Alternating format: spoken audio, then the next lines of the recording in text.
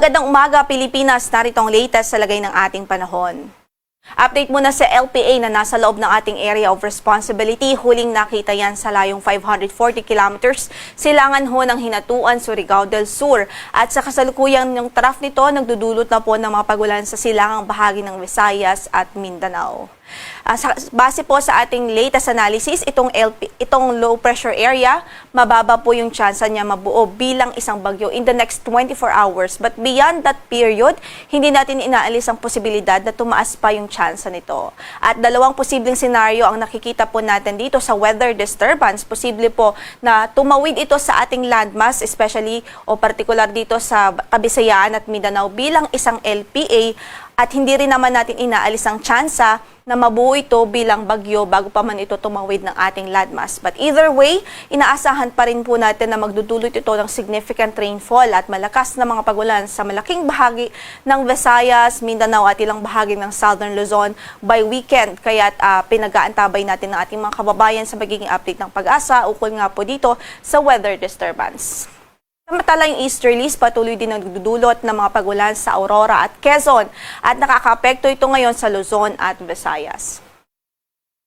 At ini-encourage din natin ating mga kababayan na bisitahin po ang website ng panahon.gov.ph para po sa mga real-time na flood and rainfall warnings and alerts. Kung meron man ho sa inyong lugar, dito po natin makikita, may notification po diyan at makikita po natin ang mga latest warnings patungkol po sa mga pag-ulan at posibilidad ho ng pagbaha. Samantala, para nga po sa pagtayo ng ating panahon, nasahan natin ng maulap na papawirin at mataas ho na tsansa ng mga pagulan sa Aurora at Quezon dahil sa easterlies.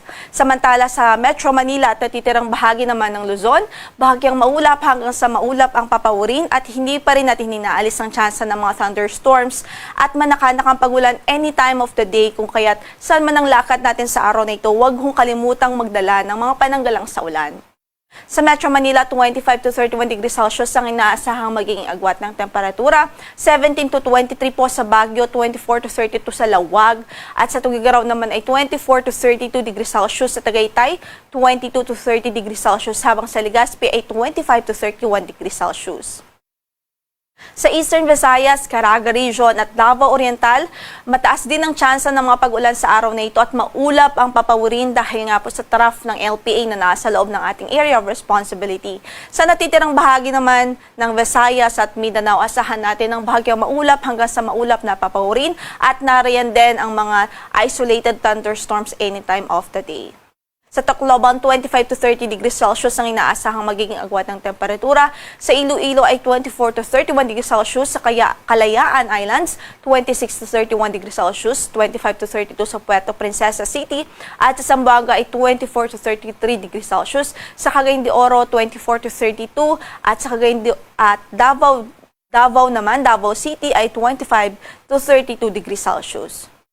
Wala rin ho tayong gale warning ngayon na nakataasan mga bahagi ng ating mga baybaying dagat, banayad hanggang sa katamtaman ang magiging kondisyon at pag-alon ng ating karagatan sa buong kapuluan.